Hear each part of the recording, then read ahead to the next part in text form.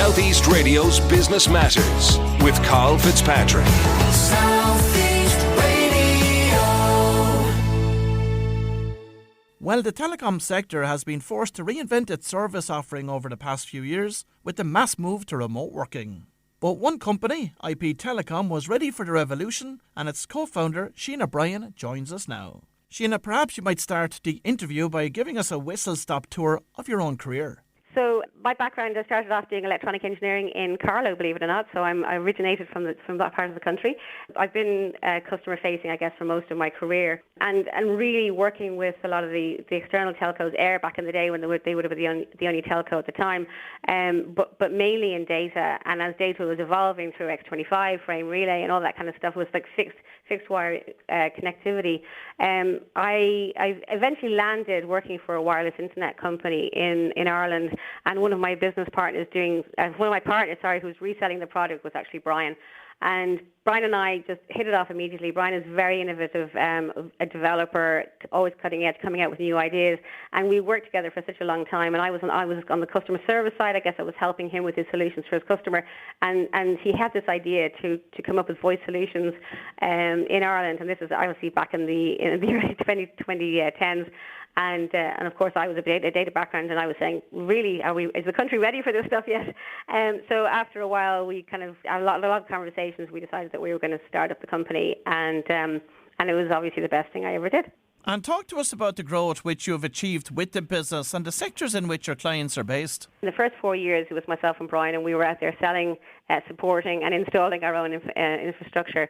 So we brought on a salesperson in 2016, and that really allowed us to kind of target the larger customers, I guess, respond to tenders, get some multinationals on board. And I think it's a feature of our platform that we're actually sector agnostic. Our infrastructure is net neutral. We deal with multiple tier 1 carriers, so we're attractive to the smaller end of customers and the larger enterprise and multinationals. So we have education customers, the schools and third level educations, agricultural, recruitment companies. We have, believe it or not, construction, retail, and the odd farmer or two on our network. And how have you overcome the challenge in relation to the race to the bottom on per minute pricing of calls?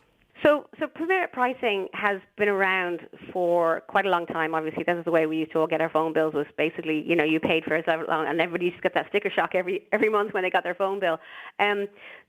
There is a lot of competition out there. There has been a lot of competition out there. And what we bring to the market is the ability to offer almost like a telco as a service. So we're offering a platform rather than, the ability to be charged for your minute calls. So we're offering services in addition to your phone calls, almost like your phone calls become incidental.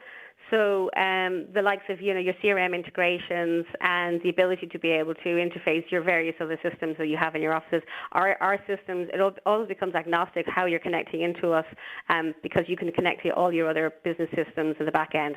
So talk to us about that CRM integration with your own system and the benefits that it can bring to a business. So, I'll give you an example, Karl. One of our largest customers is a very large recruitment company, and they actually have an integration with ourselves and with their own CRM. So they obviously have teams around the road where they would be out with clients, and their clients are they're actively looking for candidates for their clients, and they would give them instant access to the back office CRM. So it's instantaneous. The information the client gives to them can be straight away posted online to allow them to start recruiting candidates straight away. So there's no loss of service, and this comes back to the whole telco, being able to use it anywhere. It's not like you're confined to the office. You're not stuck to the end of a telephone line or a fixed broadband line. It'll work anywhere. So that's it, and we are interconnected with multiple CRM type systems and other integrations. And how did the COVID pandemic and the subsequent move to remote working impact the demand for your own services? So we had already been working on integrations with third parties like Teams, Microsoft Teams, and we also had our own soft clients. We had been working on that for quite a while, and some of our larger multinational customers were already working with remote working. And I have to say it was the most, I suppose, the most refreshing reinforcement of our strategy when that day came in the office when I had to tell everybody to pack up their stuff and work from home, where all they did was pick up the laptops, and our business didn't take a glitch. But I can tell you, Karl, the phone didn't stop ringing for about 3 weeks or 4 weeks because basically everybody, we were known as the people who were the original. We had the best integration with Microsoft Teams at that time.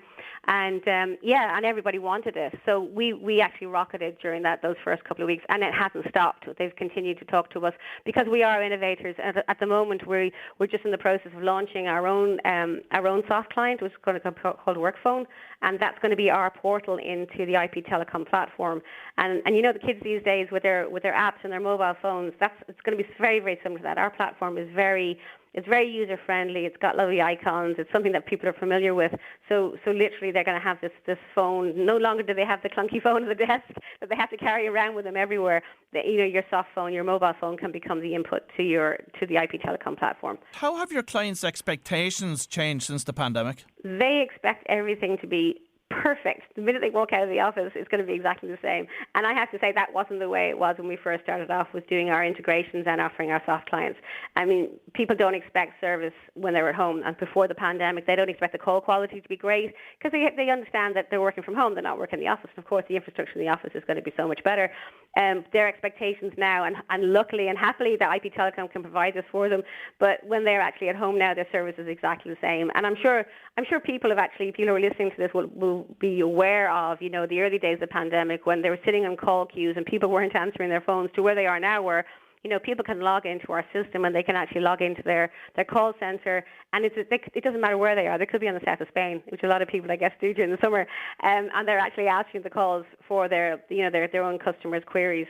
So it's dramatically changed it. And Shena, as you said, IP Telecom has developed its own cloud-based telephone system. I know that much of the criticism which has been levelled at VoIP systems in the past have been centred around the dropping of calls and probably the fact that they had poor broadband connections at home, or in some cases the issue with the soft phone was the spec of their own laptop or PCs. Absolutely, and so because we developed our own work phone, because we developed the soft client from the ground up, we're able to build some resilience into that. It's not like they're getting, we're not getting the old apps that they used to download from the internet, these freebies or whatever. We're using best in breed solutions now that we've developed to match and to work with our platform. And to be fair, we don't have really ADSL type services anymore. Most of the services we provide are very solid, and it still is. There's no drop calls across our infrastructure. I have to reiterate that everything goes very, very cleanly, and we're interconnecting to multiple tier ones, so the loss of service doesn't happen across there. This is very much, I think, from my opinion, this is very much something in the past. Yes, the infrastructure, the data infrastructure within businesses wasn't ready, but it is now. We're going to see massive growth in the area of artificial intelligence in the years ahead through systems such as ChatGPT. How are they going to impact the demand for your services? I think this is the most exciting opportunity. I mean, not to be too futuristic. You can think about, I was reading some articles during the week about, when COVID hit, that they were going to enable Zoom to tell people's moods when they're on the phone. Like taking that same kind of technology with ChatGPT, I can almost see, almost like the CRM systems that people are updating today, they're going to be, talking to the customer on the phone, using our system, like our call recording features and the interactions that we will have with the integrations we may have with features like ChatGPT, and having ChatGPT updating the CRM almost dynamically without the users actually having to type anything, which I think would be awesome. What do you foresee the challenges to be on that road ahead?